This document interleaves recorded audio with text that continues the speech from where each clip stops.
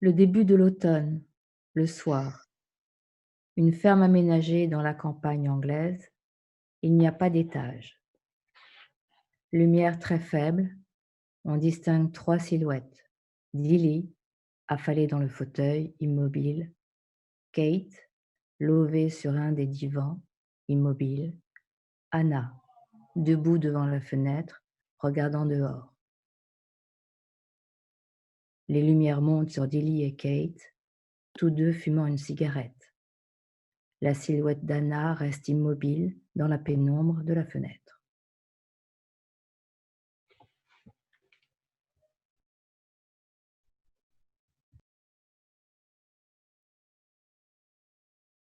Brune.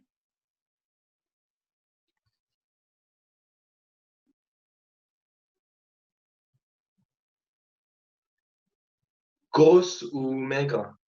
Plus ronde que moi, je crois.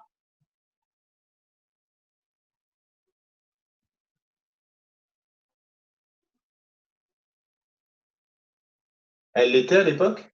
Je crois. Elle ne l'est peut-être plus maintenant?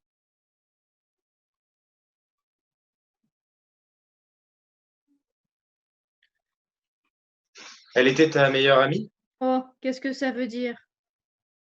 Quoi? Le mot ami, quand on regarde en arrière tout ce temps. Tu ne peux pas te souvenir de ce que tu ressentais. Il y a très longtemps. Mais tu te souviens d'elle. Elle se souvient de toi. Sinon, pourquoi l'aurait-elle ici ce soir? Je suppose que c'est parce qu'elle se souvient de moi.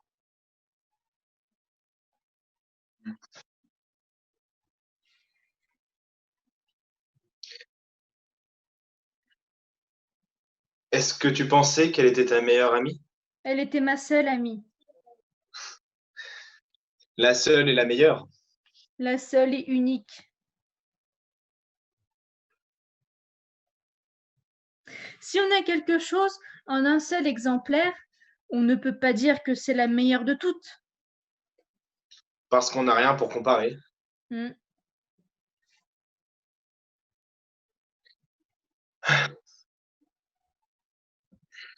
Elle était incomparable. Oh, je suis certaine que non.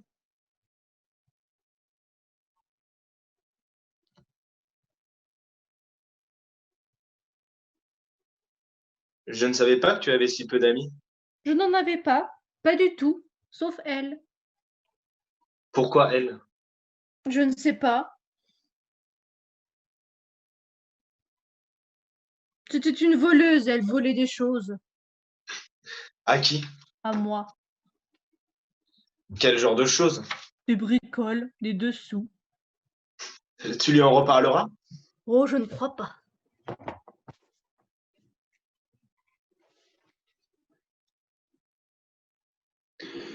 C'est ça qui t'a attiré vers elle. Quoi? Le fait que c'était une voleuse. Non.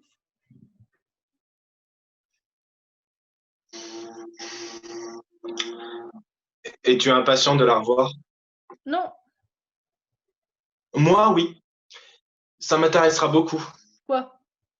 Toi, je t'observerai Moi? Pourquoi?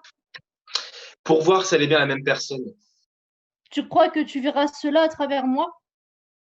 Définitivement.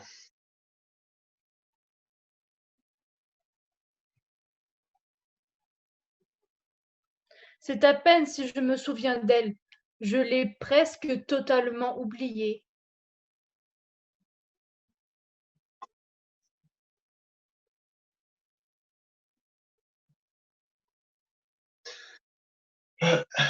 Aucune idée de ce qu'elle boit? Ok, Elle est peut-être végétarienne? demande-lui. C'est trop tard, tu as déjà fait ta potée.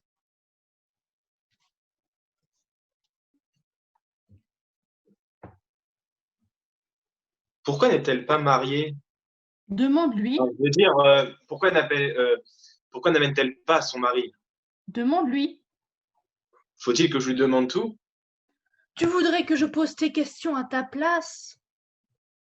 Non, pas du tout.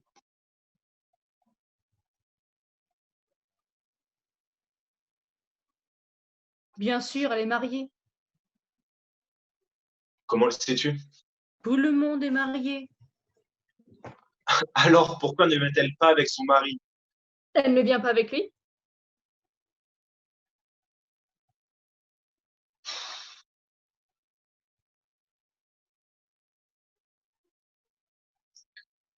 A-t-elle parlé d'un mari dans sa lettre? Non. À ton avis, comment pourrait-il être? C'est-à-dire, quel genre d'homme aurait-elle épousé? Après tout, elle était ta meilleure, ta seule amie. Tu dois bien avoir une idée. Quelle sorte d'homme pourrait-il être? Je n'en ai pas idée. Tu n'as aucune curiosité. Tu oublies. Je la connais. Tu ne l'as pas vu depuis 20 ans. Toi, tu ne l'as jamais vue. Il y a une différence.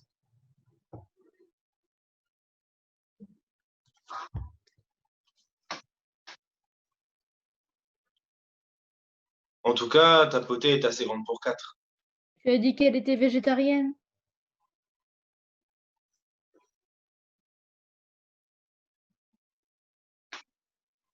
Et elle, avait-elle beaucoup d'amis? Oh, le nombre normal, j'imagine. Normal. Qu'est-ce qui est normal? Tu n'en avais pas. Une. C'est normal.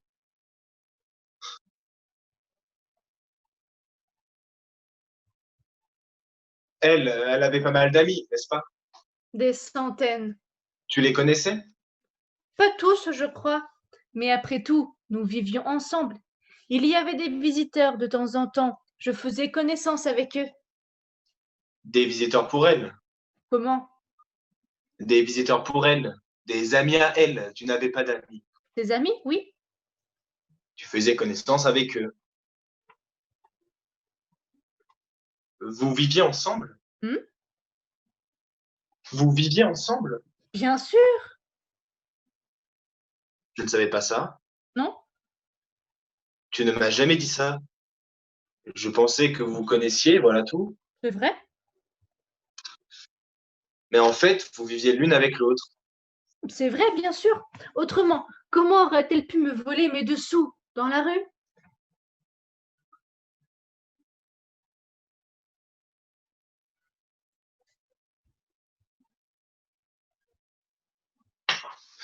Je savais que tu avais partagé un appartement avec quelqu'un pendant un temps.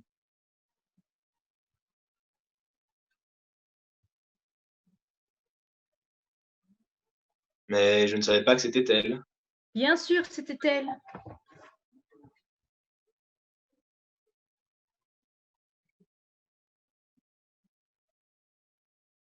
Du reste, ça n'a aucune importance.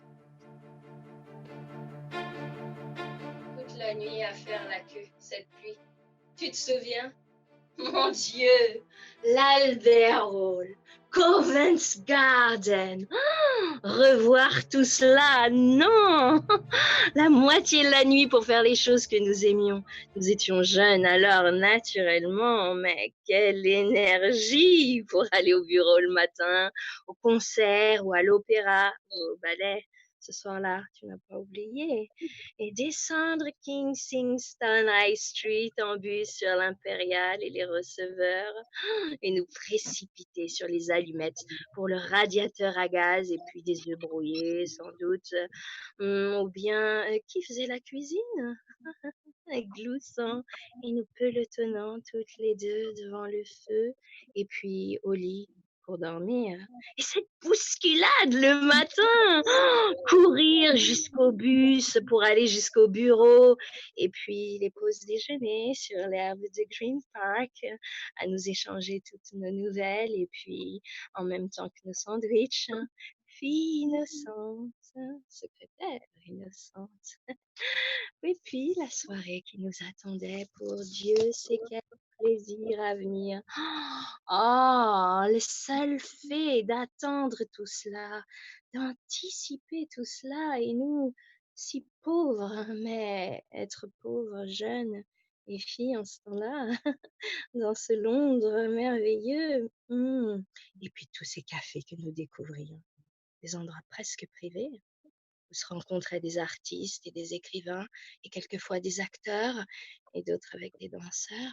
Et nous qui resterions là, assis devant notre tasse de café, respirant à peine, la tête penchée en arrière pour ne pas être dérangés, pour ne pas déranger, pour ne pas distraire, et nous écoutions tous ces mots, tous ces gens, tous ces cafés, des créateurs sans aucun doute. Je me demande si cela existe encore. Vous le savez? Vous pouvez me le dire? Nous allons rarement à Londres. Oui, je me souviens. Vous buvez du cognac? J'adorerais une goutte de cognac.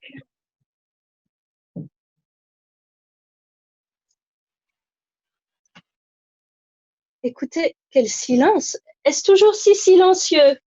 C'est très silencieux ici, oui, normalement.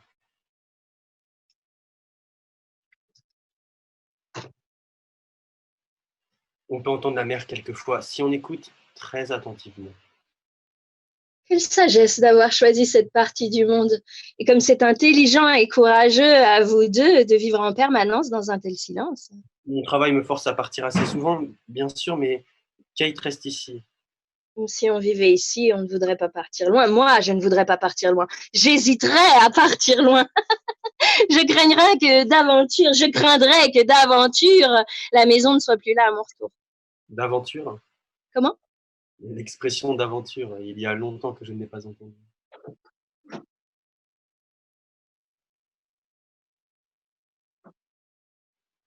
Quelquefois, je marche jusqu'à la mer. Il n'y a pas beaucoup de gens. C'est une plage immense.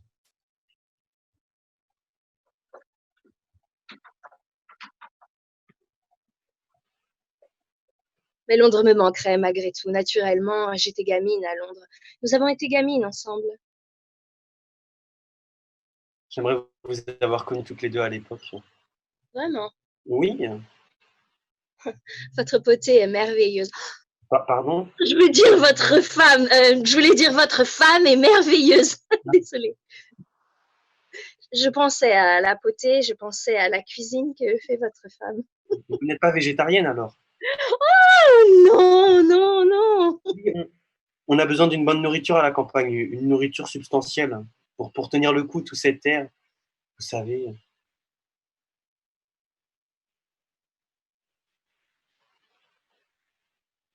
Oui, j'aime assez ce genre de choses. Faire ça. Quel genre de choses? Oh, tu sais, des choses comme ça.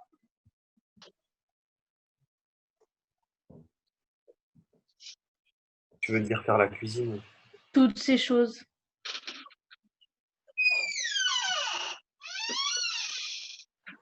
Nous n'étions pas terriblement raffinés en matière de cuisine. Nous n'avions pas le temps. Mais assez souvent, nous m'y tenions un ragoût incroyable, énorme.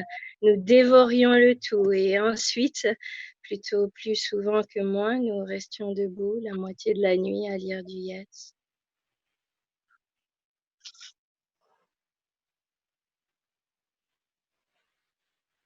Oui, assez souvent, plutôt plus souvent que moi.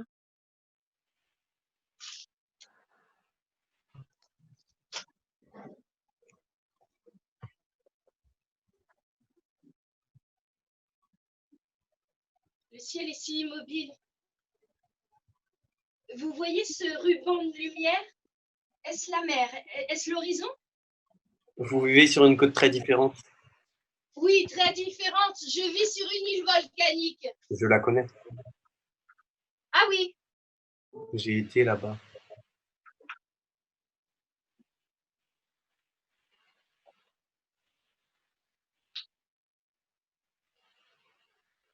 Je suis très contente d'être ici. C'est un grand plaisir pour Katie de vous voir, je le sais. Elle n'a pas beaucoup d'amis. Elle vous a? Elle ne s'est pas fait beaucoup d'amis, et pourtant elle a eu toutes les occasions de s'en faire. Elle a peut-être tout ce qu'elle désire. Mais elle manque de curiosité. Être heureuse.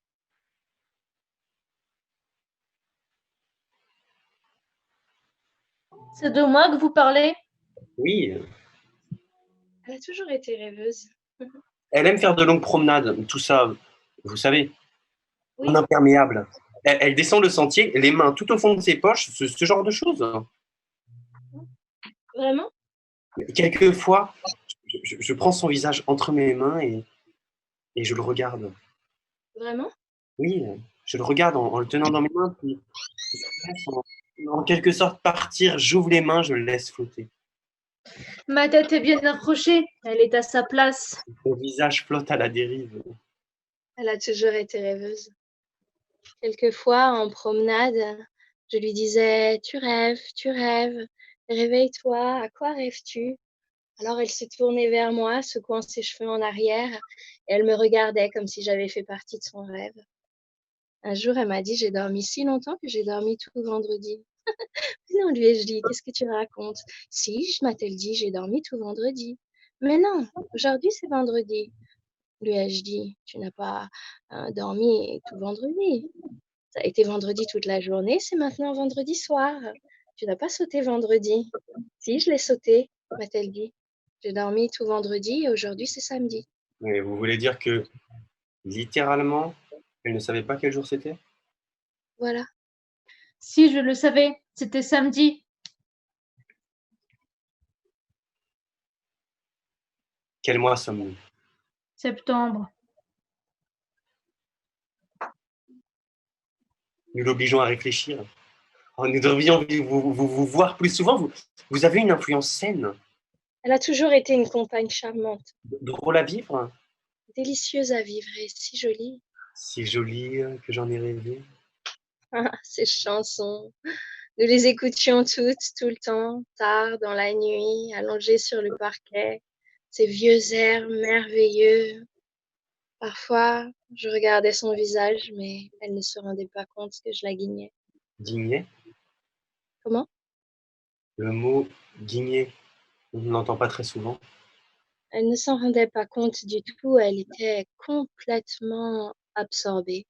Par si jolie que j'en ai rêvé, Je ne connais pas cette chanson. Nous l'avions? trop jolie pour être vrai. Ah oui, nous l'avions, nous les avions toutes, naturellement que nous l'avions. Blue moon, I see you standing alone. Votre façon de rire, Oh non, on ne peut pas m'enlever tout ça.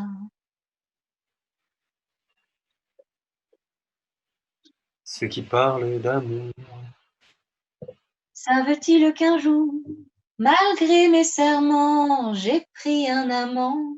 oh, forty, And tea for two, you for me. and me for you.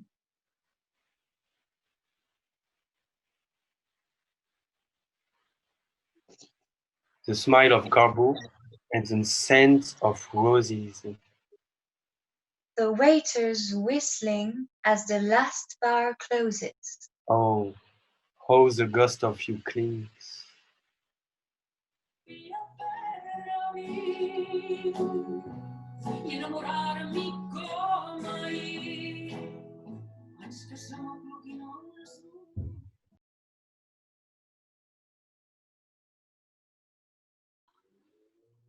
Fantôme se cramponne.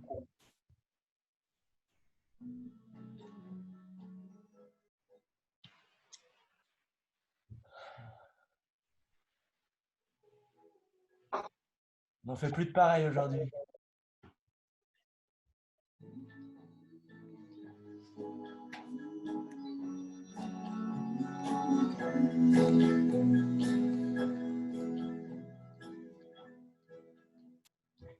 Ce qui m'est arrivé, c'est ça.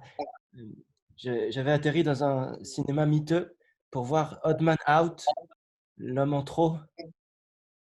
Un après-midi pourri en plein été, je marchais au petit bonheur. Je me rappelle avoir pensé que ce quartier avait quelque chose de familier et m'être brusquement souvenu que c'était dans ce quartier que mon père m'avait acheté mon premier tricycle. En fait, le seul tricycle que j'ai jamais possédé. Bref, il y avait toujours le marchand de vélo et il y avait ce cinéma miteux où on jouait Odd Man Out. Et il y avait 2 ouvreuses plantées à l'entrée de la salle et, et l'une des 2 ouvreuses se caressait les seins et regardait sa collègue et, et l'autre lui disait sale pute. C'est celle qui se caressait les seins, faisait des de plaisir très sensuel. Et ainsi, dans cet après-midi d'été, au milieu de nulle part, en plein dans cette chaleur infernale, je suis entré et j'ai vu Odd Man Out. J'ai trouvé que Robert Newton était remarquable. Je trouve toujours qu'il était remarquable. Je pourrais commettre un meurtre pour lui, aujourd'hui encore. Et il y avait qu'une seule autre personne dans tout le cinéma, une seule autre personne dans tout le vide de tout le cinéma, et elle est là. Et elle était là, très imprécise, très, très immobile, assise, selon moi, au centre exact de la salle. Moi, j'étais un peu décentré, je n'ai pas changé. Et je suis parti à la fin du film, remarquant, malgré la mort de James Mason, que la première ouvreuse avait l'air totalement épuisée. Et je suis resté un moment debout sous le soleil pour réfléchir à quelque chose, j'imagine. Et puis alors, cette fille est sortie, en regardant autour d'elle, je crois. Et je lui ai dit, est-ce que vous n'avez pas trouvé que Robert Newton était remarquable? Elle m'a dit une chose en une autre, je ne sais plus trop pas quoi, mais elle m'a regardé. Je me suis dit, nom de Dieu, ça y est, j'en ai levé une. Elle mord pour debout. Et plus tard, dans ce café où nous étions installés, elle a baissé la tête vers sa tasse de thé, puis elle les a levées vers moi, et elle m'a dit qu'elle avait trouvé que Robert Newton était remarquable. C'est donc Robert Newton qui nous a unis l'un à l'autre. C'est Robert Newton seulement qui pourra nous arracher l'un à l'autre.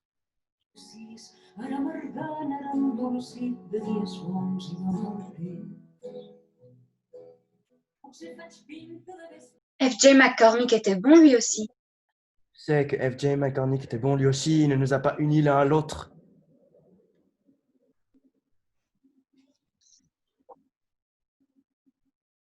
Vous avez vu le film alors?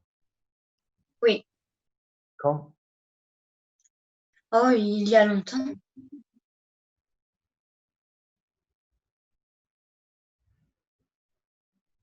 Tu te souviens de ce film? Oh oui, très bien.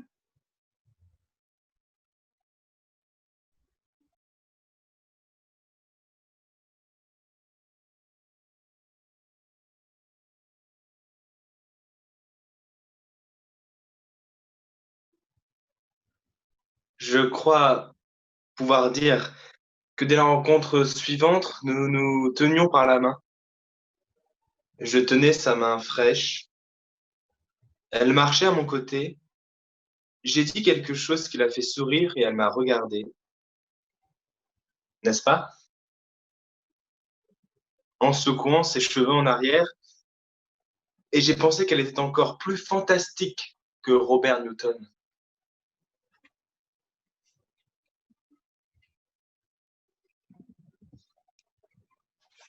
Ensuite, à un stade peu éloigné de là, nos corps nus se sont mêlés, le sien frais, chaud, hautement agréable, et je me suis demandé ce que Robert Newton aurait pensé de cela. Me suis-je demandé alors que je la touchais partout, profondément. Que pensez-vous qu'il aurait pensé?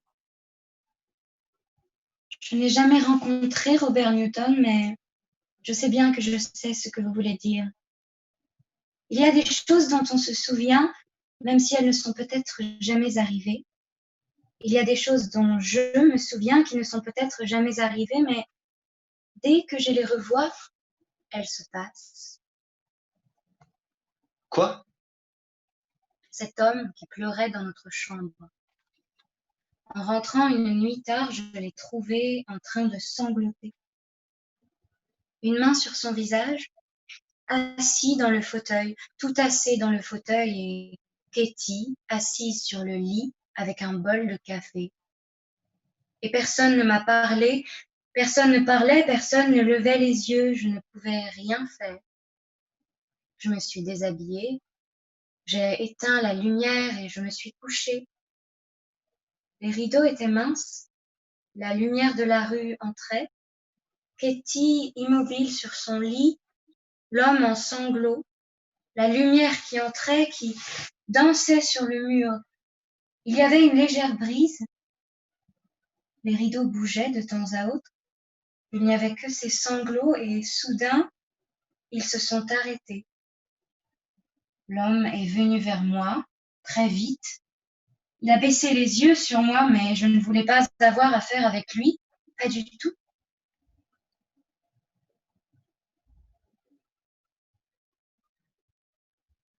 Non, non, c'est une erreur. Il ne marchait pas vite. C'est une erreur. Il marchait très lentement.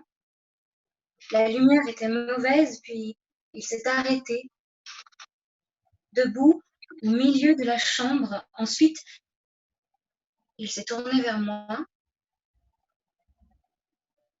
Il s'est approché de mon lit, il s'est penché sur moi, mais je ne voulais pas avoir affaire avec lui. Absolument pas.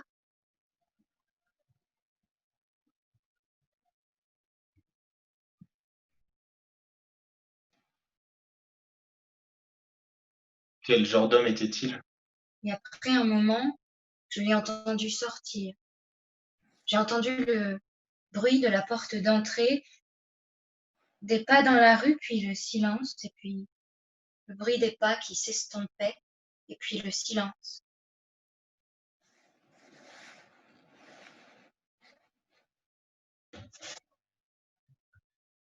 Mais un peu plus tard, cette nuit-là, je me suis réveillée et j'ai vu deux silhouettes sur le lit de Katie à l'autre bout de la chambre.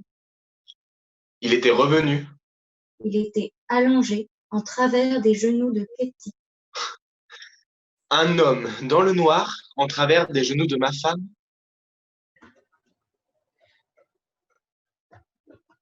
Mais au petit matin, il était parti.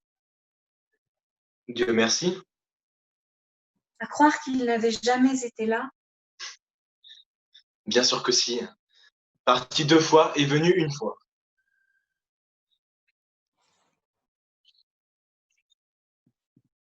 Eh bien, ça a été une histoire passionnante.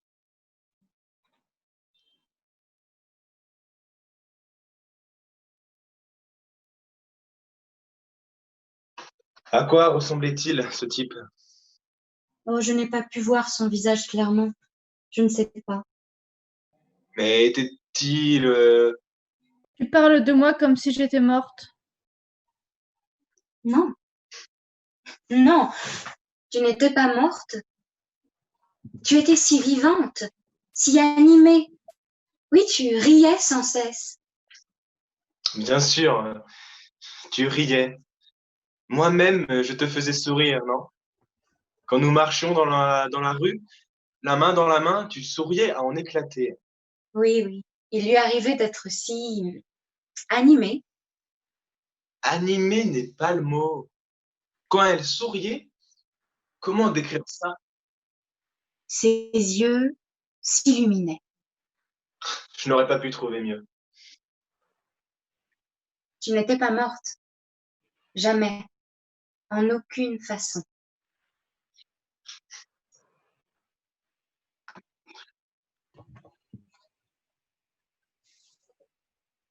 J'ai dit que tu parlais de moi comme si j'étais morte. Maintenant. Comment peux-tu dire cela? Comment peux-tu dire cela alors que je suis en train de te regarder maintenant, que je te vois ici, au-dessus de moi, la tête penchée, timidement, en train de me regarder? Ça suffit?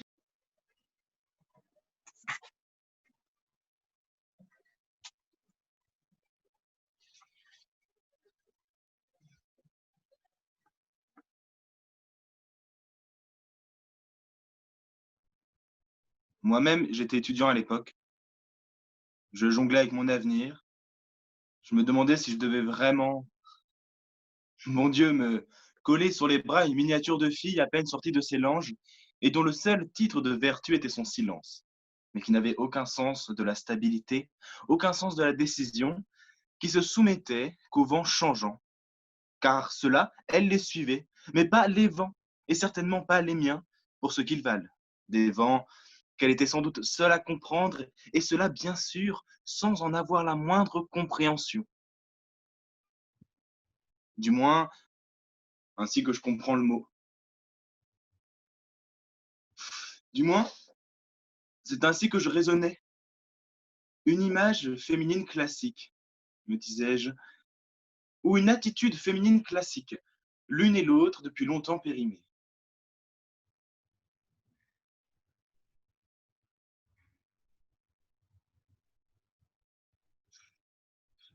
Voilà la situation telle que je la voyais à l'époque. En d'autres termes, voilà mon jugement catégorique sur la situation telle que je la voyais à l'époque, il y a 20 ans.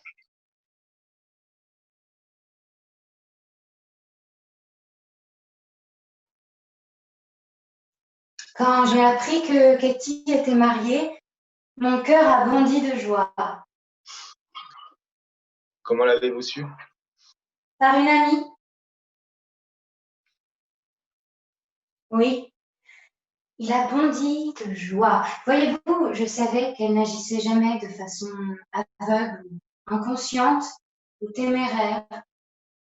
Certaines personnes lancent une pierre dans la rivière afin de voir si l'eau est trop froide pour plonger. Et d'autres, quelques autres, attendent toujours que les rides se forment à la surface avant de plonger. Certaines personnes font quoi? Qu'est-ce qu'elle a dit? Et je savais que Katie attendrait toujours.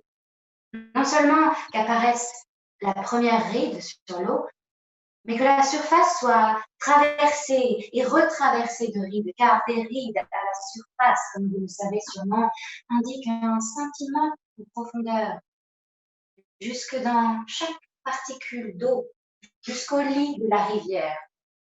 Et pourtant, même quand elle pressentait que cela allait se produire, même quand elle était certaine que cela se produisait, elle pouvait encore hésiter à plonger. Mais là, elle avait plongé. J'ai donc compris qu'elle était vraiment amoureuse et j'étais ravie. Et j'en ai déduit que cela avait dû se produire pour vous aussi, Quoi? Les rides? si vous voulez. Les hommes aussi font des rides, Quelques-uns, sans doute. je vois.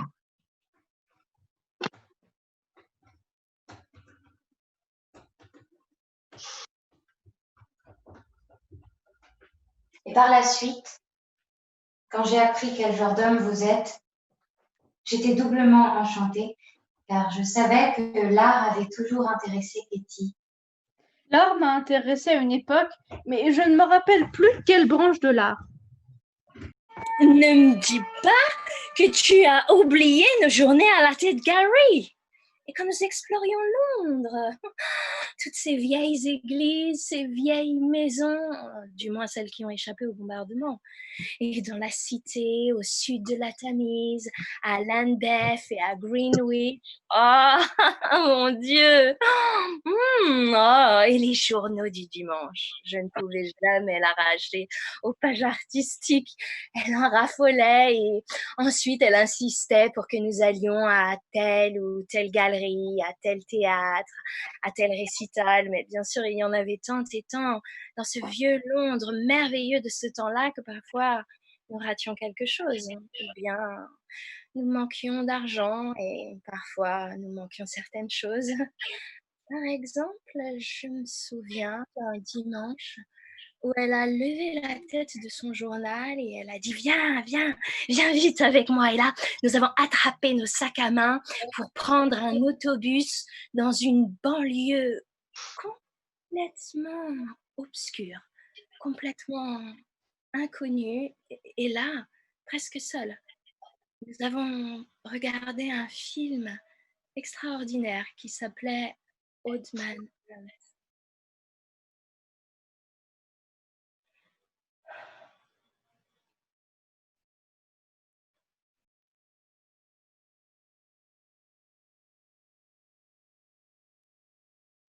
Oui, je dois voyager pas mal pour mon travail. Cela vous plaît?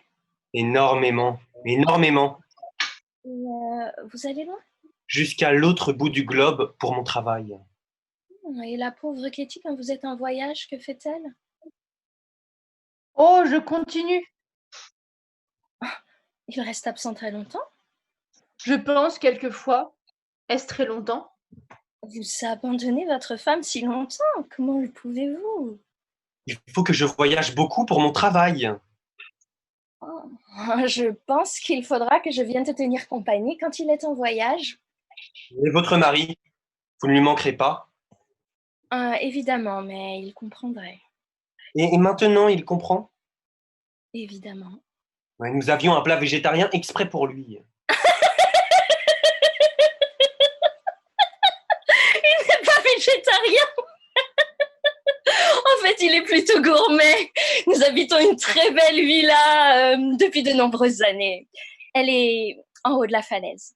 Et vous mangez bien là-haut? Je crois, oui. Oui, je connais un peu la Sicile, juste un peu. Taormina. Vous vivez à Taormina? Juste en dehors. Juste en dehors, très, très haut, oui. J'ai probablement aperçu votre villa.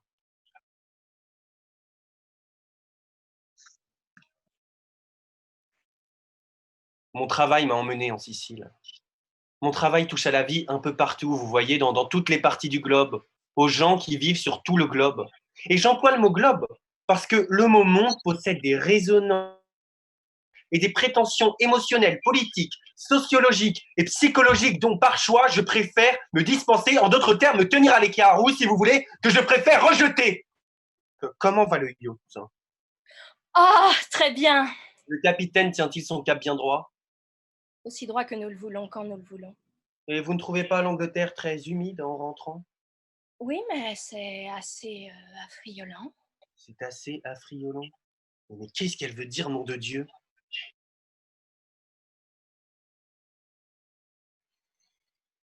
Bref, chaque fois que votre mari se trouvera dans le secteur, ma petite femme ne sera que trop heureuse de mettre sa meilleure casserole sur son meilleur feu pour lui trousser un petit quelque chose de délicieux, sinon voluptueux. Pas de problème.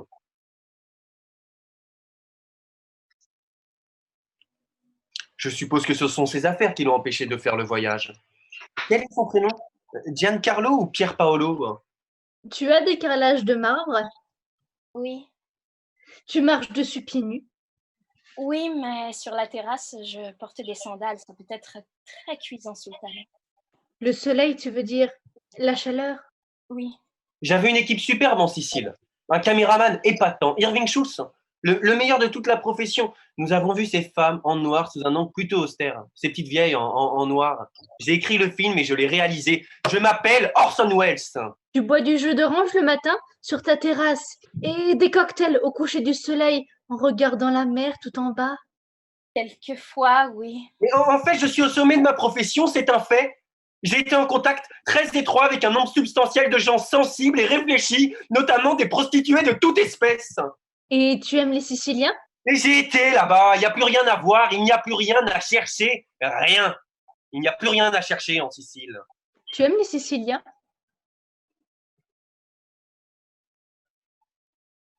Ne sortons pas ce soir.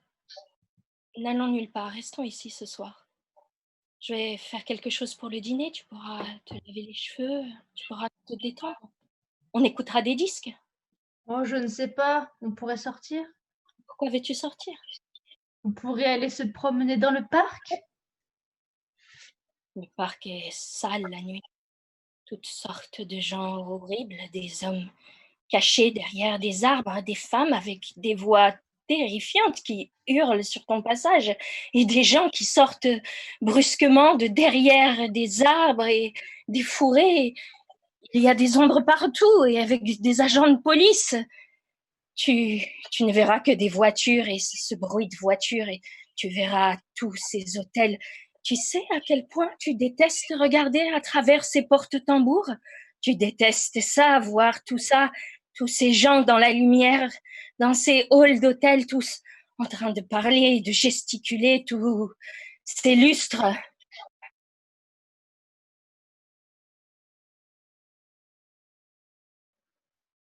Si tu sors, tu ne penseras qu'à rentrer à la maison. Qu'est-ce qu'on va faire alors?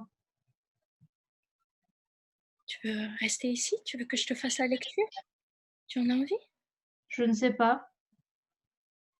Tu as faim? Non.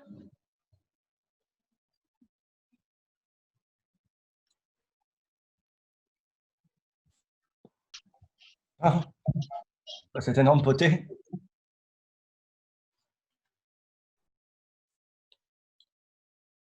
Qu'est-ce que je vais mettre demain? Je n'arrive pas à me décider. Mets ta jupe verte. Je n'ai pas le haut qu'il faut. Si, tu as ton chemisier bleu turquoise. Ils vont ensemble? Mais oui, ils vont ensemble, bien sûr qu'ils vont ensemble. Je vais les essayer.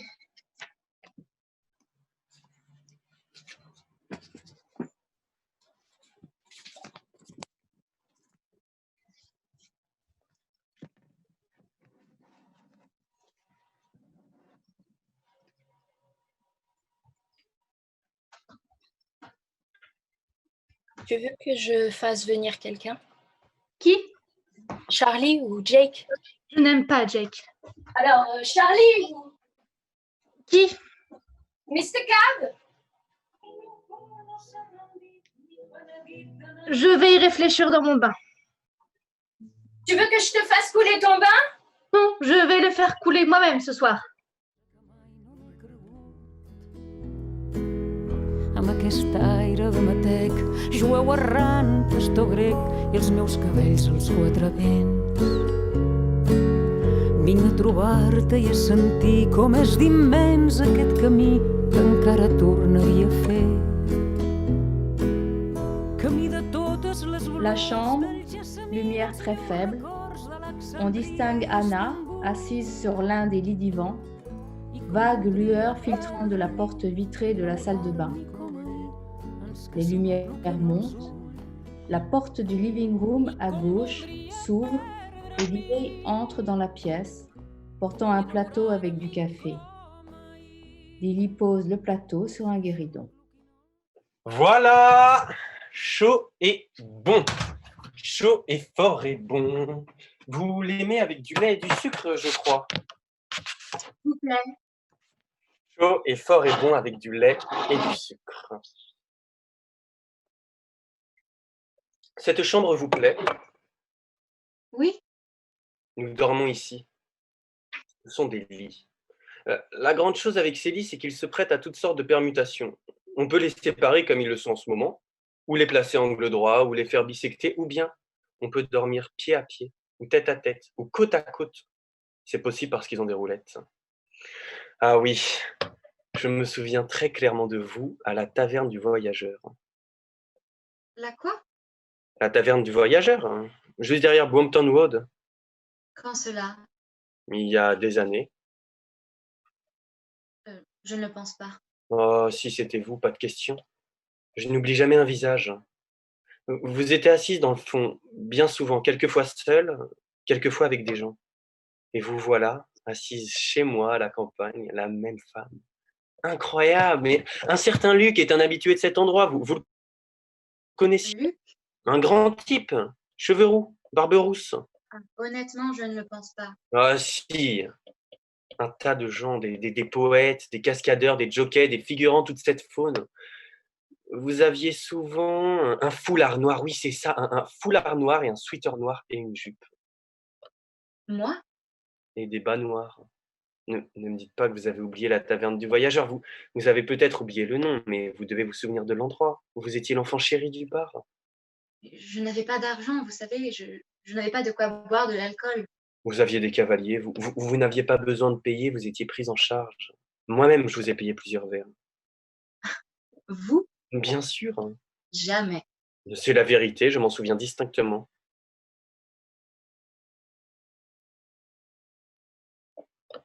Vous? Je vous ai payé des verres.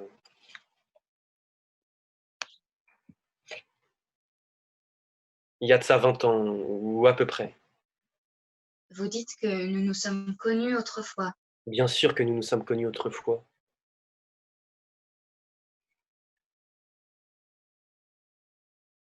Nous avons bavardé autrefois. Dans ce café, par exemple, à la table du fond. Ça plaisait pas beaucoup à Luc, mais nous n'avons pas fait attention à lui. Plus tard, nous sommes allés tous ensemble à une soirée chez quelqu'un du côté de quelque part du côté de West Bangrove, ouais, c'est ça. Vous étiez assis sur un divan très bas. Je me suis assis en face de vous et j'ai regardé sous votre jupe. Vos bas noirs étaient très noirs parce que vos cuisses étaient tellement blanches. Voilà quelque chose qui n'existe plus aujourd'hui. Évidemment, n'est-ce pas? On ne trouve plus les mêmes avantages palpables aujourd'hui. C'est fini. Mais en ce temps-là, c'était payant. Ce soir-là, c'était payant. Je suis simplement resté assis à siroter ma bière blonde et à guigner sous votre jupe. Vous n'avez pas protesté. Vous trouvez ça parfaitement acceptable que je vous guigne. Et j'avais conscience d'être guignée, non? Et il y avait une grande discussion qui se poursuivait au sujet de la Chine ou quelque chose, ou de la mort, ou de la Chine et de la mort. Je ne me rappelle plus quoi, mais personne d'autre que moi n'avait une vue embrassant des cuisses. Personne d'autre que vous n'avait des cuisses qui embrassaient. Et vous voilà ici.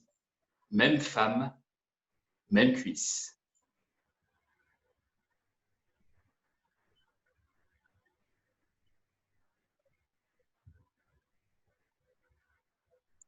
Oui, et puis une amie à vous est arrivée, une fille.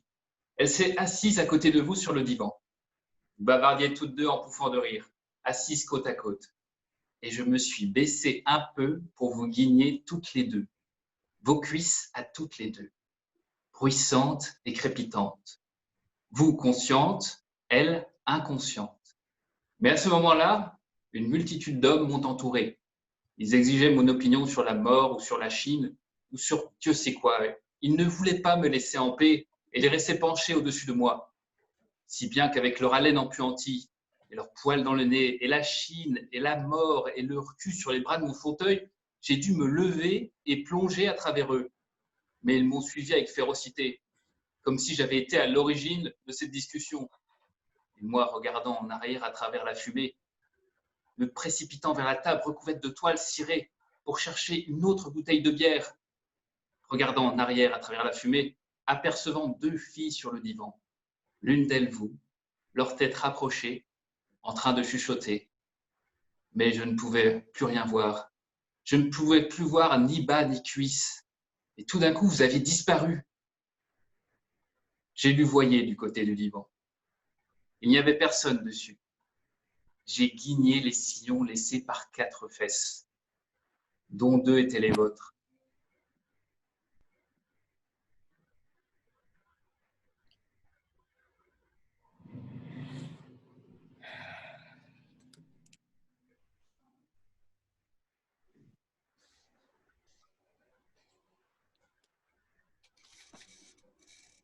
J'ai rarement entendu une histoire aussi triste. C'est bien mon avis. Je suis terriblement désolée. Vous en faites pas. J'ai jamais revu. Vous aviez disparu du quartier, vous aviez peut-être déménagé? Non, pas du tout. Je vous ai jamais revu à la taverne des voyageurs. Où étiez-vous? Oh, au ballet, j'imagine, ou au concert?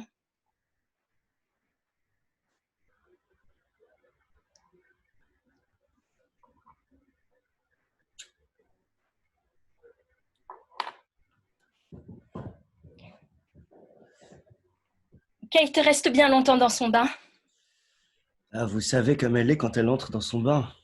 Oui, Elle s'y plaît. oui, c'est vrai.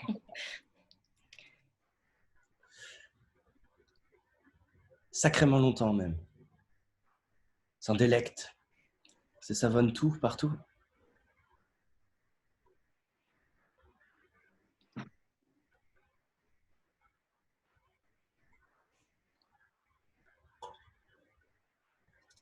C'est savonne.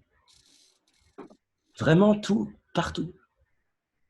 Et puis, rince le savon, bulle après bulle, méticuleusement. Elle y met de la minutie et, je dois le dire, de la sensualité. Elle passe une revue de détails in extenso et en plus de ça, elle sort de son bain propre comme un sous-neuf. Vous ne trouvez pas? Oui, très propre. Parfaitement. Pas une ligne de flottaison, pas une poussière reluisante comme un ballon rouge. Une sorte de flottement. Pardon?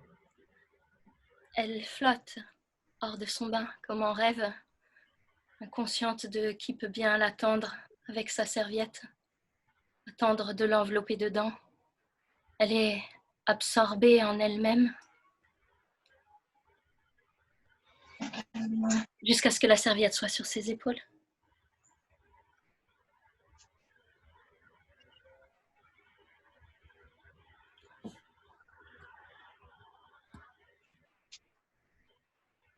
Bien sûr, elle est totalement incapable de s'essuyer toute seule convenablement.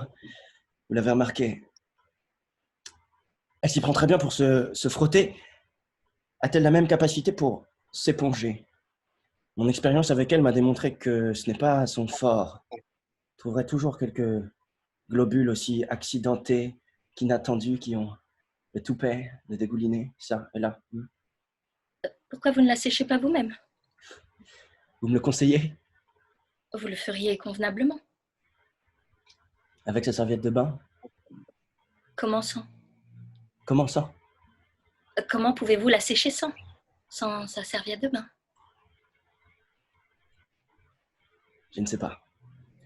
Alors séchez-la vous-même avec sa serviette de bain.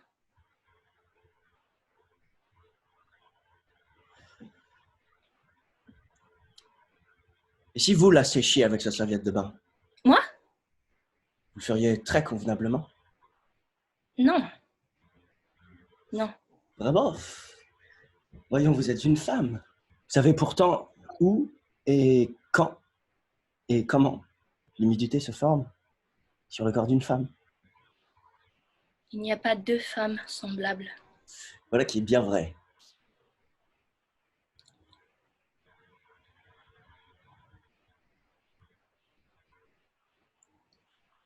Il me vient une idée brillante. Si nous le faisions avec du talc. C'est une idée brillante.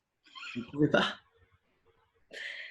C'est très courant de se talquer en sortant de son bain. Il est très courant de se talquer en sortant de son bain. Il n'est pas très courant de se faire talquer en sortant de son bain. Si. D'où je viens, ce n'est pas courant, hein, je vous le garantis. Ma mère aura une attaque.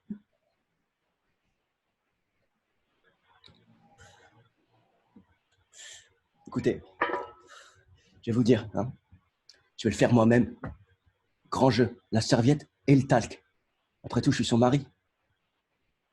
Il n'aurait qu'à superviser l'opération. Il pourrait me donner des tuyaux tout chauds pendant que vous y êtes. C'est une fourre d'une pierre deux coups.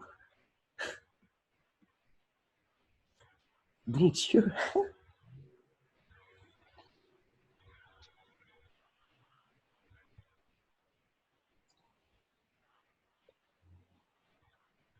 À mon avis, vous devez bien avoir la quarantaine maintenant. Si j'entrais dans la taverne des voyageurs maintenant et que je vous voyais assise à la table du fond, je ne reconnaîtrais pas. Ah!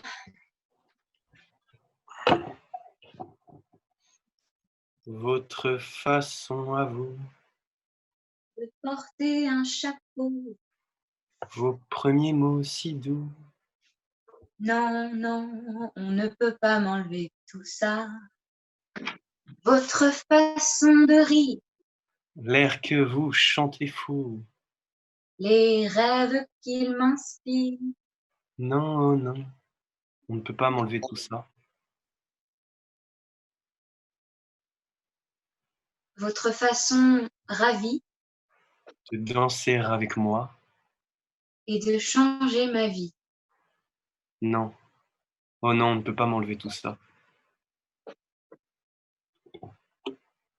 Elle est ravissante, n'est-ce pas? Merci, je me sens fraîche. L'eau est très douce ici, beaucoup plus douce qu'à Londres. Je trouve toujours l'eau très dure à Londres. C'est une des raisons pour lesquelles j'aime vivre à la campagne. Tout est plus doux. L'eau, la lumière, les volumes, les bruits. Ici, les angles sont moins aigus. Et aussi, vivre près de la mer, on ne peut pas dire où elle commence et où elle finit. Ça me fascine. Je n'aime pas les lignes tranchantes, je déplore cet ultimatum. J'aimerais aller en Orient, ou un endroit comme ça, un endroit très chaud où on peut rester étendu sous une moustiquaire et respirer très lentement. Vous savez, un endroit comme ça où on peut regarder entre les rabats de la tente et voir du sable, des choses de ce genre. La seule bonne chose dans une grande ville, c'est que quand il pleut, ça brouille tout. Et ça brouille les phares des voitures, n'est-ce pas? Et ça vous brouille la vue. On a de la pluie sur les cils. C'est la seule bonne chose dans une grande ville. Ce n'est pas la seule bonne chose. Tu peux aussi avoir une bonne chambre et un bon radiateur à gaz et un peignoir douillet et une bonne tasse de café qui t'attendent quand tu rentres chez toi.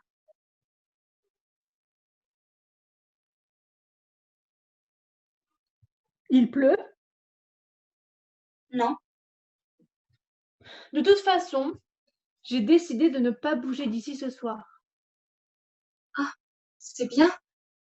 Je suis contente. Maintenant, tu vas pouvoir boire une bonne tasse de café bien fort après ton bain. Je pourrais coudre l'ourlet de ta robe noire. Je pourrais la finir et tu pourrais l'essayer. Ou bien je pourrais te faire la lecture. Kate, est-ce que tu t'es séchée convenablement? Oui, je crois. Tu es sûre? Partout? Je crois, oui. Je me sens tout à fait sèche. En es-tu bien sûre? Je ne veux pas que tu t'assieds toute humide dans toute la maison. Vous voyez ce sourire? C'est ce même sourire qu'elle avait quand nous marchions côte à côte après Rodman, enfin pas mal de temps après. Qu'est-ce que vous en dites? C'est un sourire ravissant. Refais-le? Je souris encore? Non, tu ne souris plus. Pas comme tu souriais à l'instant. Pas comme tu souriais ce jour-là.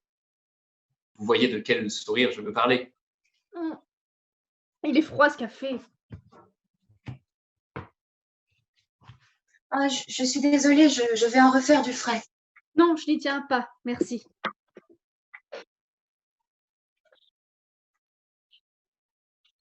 Est-ce que Charlie vient? Je peux lui téléphoner si tu veux. Et McCabe? Tu as vraiment envie de voir des gens? Je crois que je n'aime pas McCabe. Moi non plus. Il est étrange. Il me dit quelquefois des choses très étranges. Quelle chose? Oh, toutes sortes de choses bizarres. Mais je ne l'ai jamais aimé. Duncan est gentil, lui, n'est-ce pas? Oh oui. J'aime tant ses poèmes.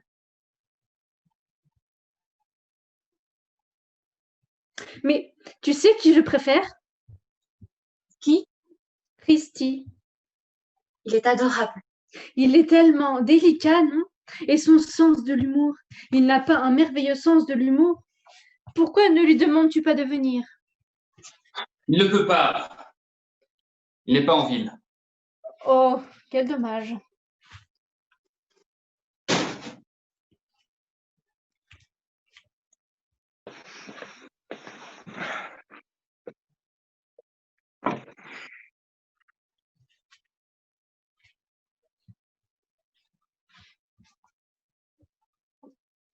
Avez-vous l'intention de voir d'autres gens pendant que vous êtes en Angleterre?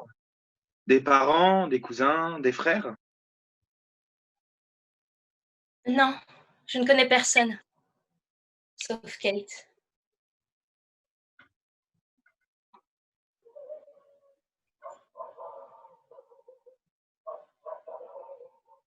Vous la trouvez changée?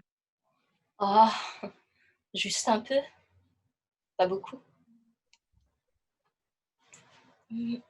Mais tu es toujours aussi timide, n'est-ce pas? Quand je l'ai connue, elle était tellement timide. Timide comme une biche, vraiment.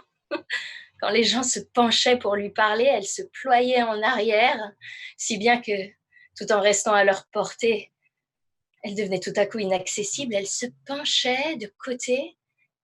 On ne pouvait plus lui parler. Les mots ne touchaient plus.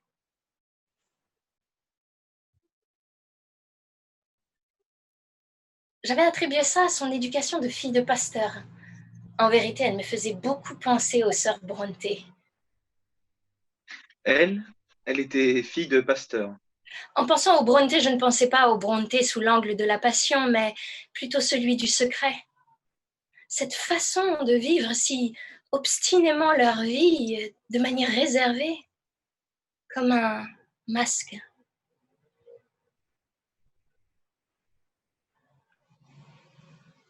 Je me souviens de la première fois où je l'ai vue rougir. Comment ça? Comment a-t-elle rougi? Je veux dire, pourquoi a-t-elle rougi? Je lui avais emprunté ses dessous pour une soirée et plus tard, pendant la nuit, je le lui ai avoué. C'était vilain de ma part. Alors elle m'a dévisagée, interloquée, c'est le mot, je crois. Alors je lui ai dit que j'avais été punie pour mon péché parce qu'un homme, pendant toute la soirée, avait regardé sous ma jupe.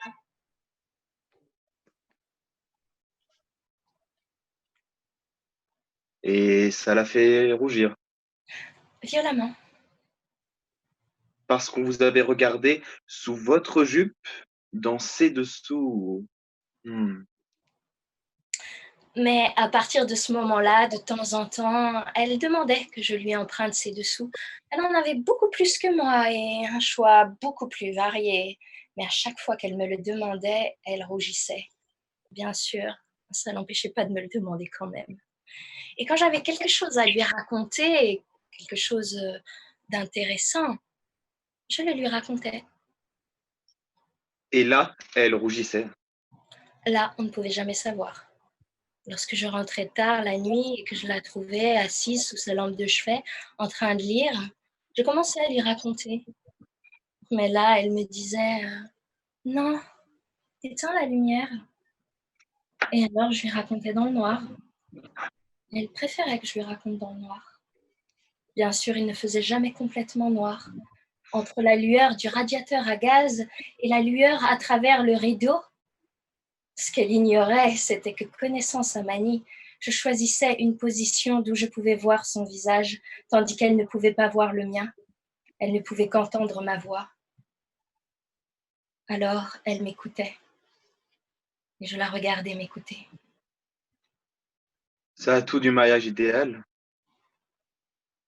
Nous étions très amis.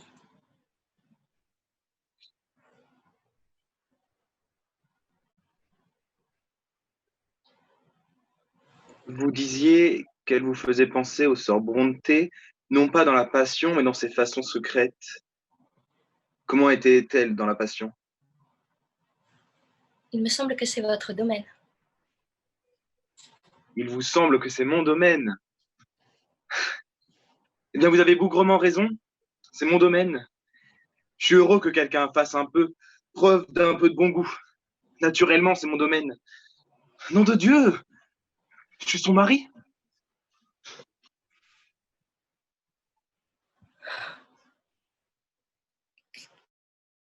En fait, je voudrais poser une question.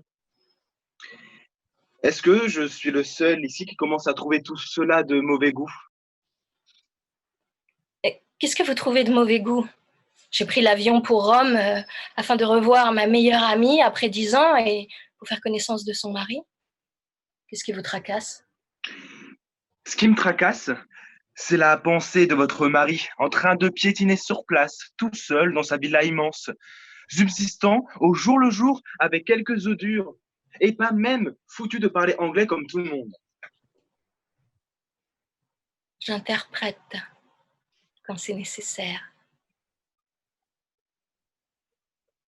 Oui, mais vous êtes ici, avec nous, et il est là-bas, tout seul, en train de trépigner sur sa terrasse, à attendre que le Cliff-Craft, dégorge des gens merveilleux.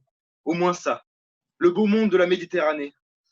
Attendre tout ça, une espèce d'élégance que nous ne connaissons pas, ces merveilles au ventre bien plat de la Côte d'Azur que nous ne connaissons absolument pas, cette idéologie du homard et de la langouste mayonnaise que nous ne connaissons pas mieux que mon cul, les jambes les plus fuselées de la terre, les voix les plus finalement douces. Je les entends d'ici. Allons. Jouons carte sur table.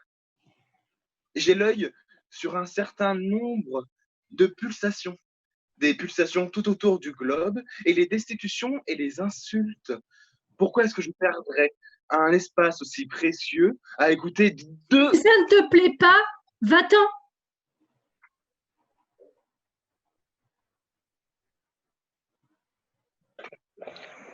M'en aller. Et où pourrais-je aller?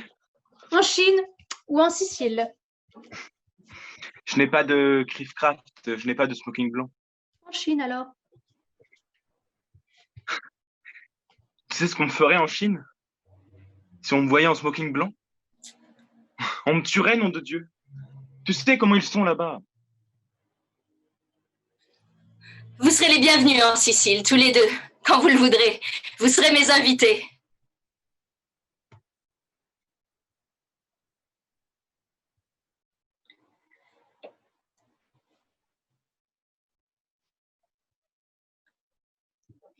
Je voudrais que vous compreniez que je suis venue ici non pas pour détruire, mais pour célébrer.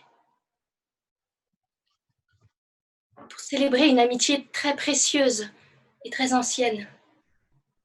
Quelque chose s'est forgé entre elle et moi, longtemps avant que vous ne connaissiez notre existence.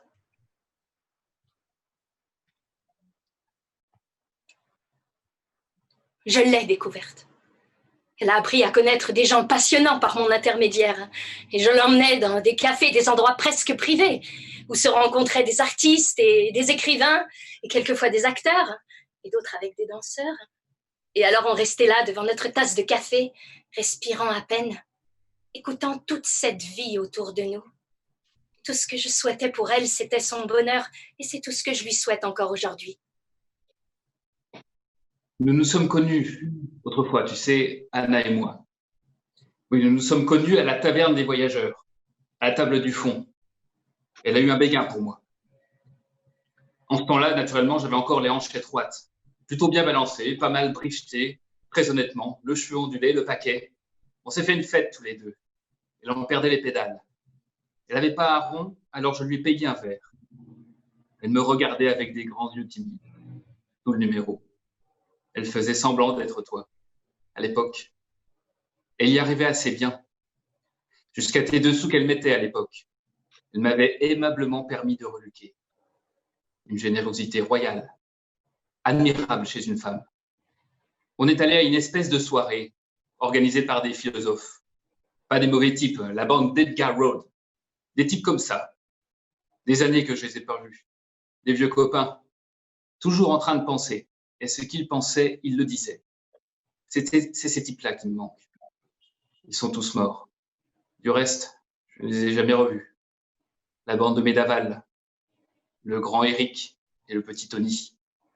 Ils habitaient Paddington, du côté de la bibliothèque. En allant à cette soirée avec elle, on a fait une halte dans un café. Des barbes avec des visages au milieu. Je lui ai payé une tasse de café. Elle se prenait pour toi. Elle parlait peu, si peu. Peut-être qu'elle était toi. Peut-être que c'était toi qui prenais le café avec moi et qui parlais peu, tellement peu.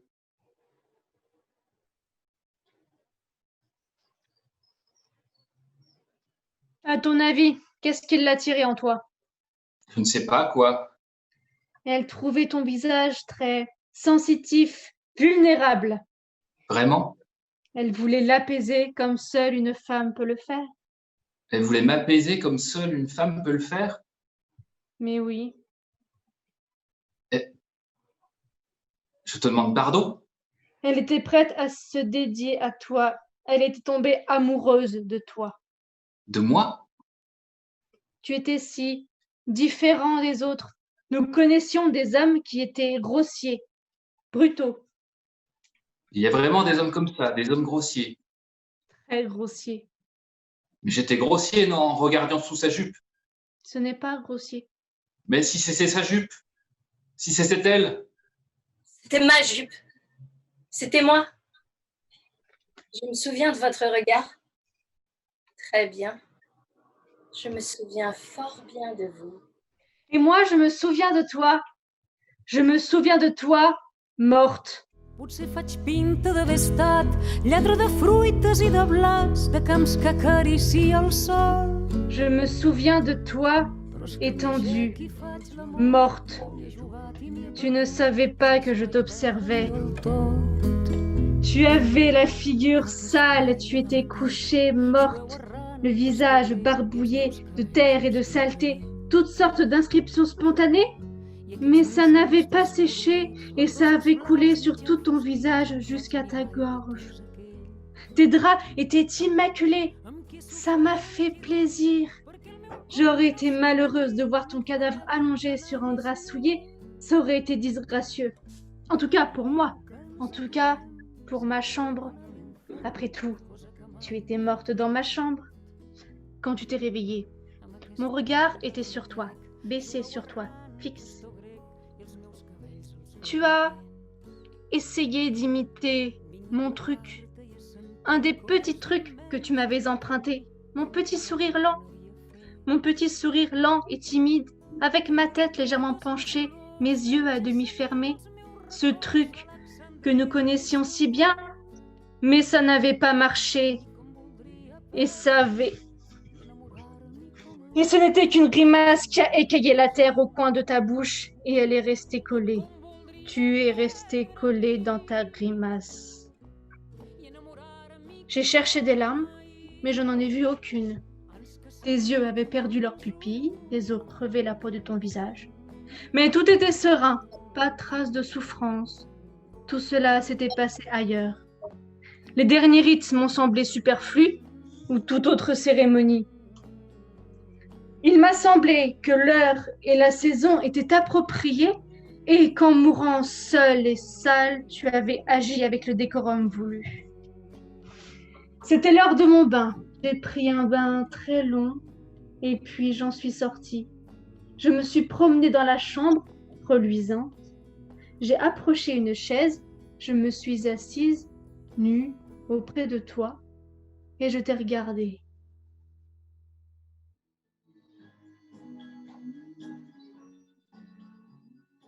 Naturellement, quand il est entré dans la chambre, lui, ton corps avait disparu.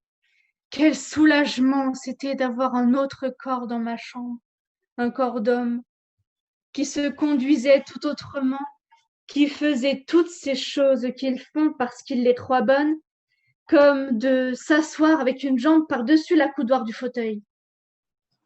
Nous avions le choix entre deux lits, ton lit ou mon lit, pour nous coucher dessus ou dedans, pour nous frotter le nez dessus ou dedans. Il aimait ton lit, il se croyait différent dans ton lit, parce que c'était un homme. Mais une nuit, je lui ai dit, laisse-moi faire quelque chose, une petite chose, un petit truc. Il était étendu là. Il a levé les yeux vers moi, plein d'espoir. Il était flatté. Il pensait que j'avais tiré profit de ses leçons. Il pensait que j'allais me livrer à des audaces sexuelles, que j'allais prendre une initiative promise depuis longtemps. Je me suis approchée de la fenêtre où tu avais semé nos jolies pensées. J'ai labouré, j'ai rempli un bol de terre et puis je lui ai plâtré le visage. Il était stupéfait, médusé. Il a résisté avec violence. Il ne voulait pas que je lui salisse le visage, que je le barbouille. Il ne voulait pas se laisser faire. À la place, il a suggéré le mariage et un changement d'environnement. L'un ou l'autre, ça ne réglait rien.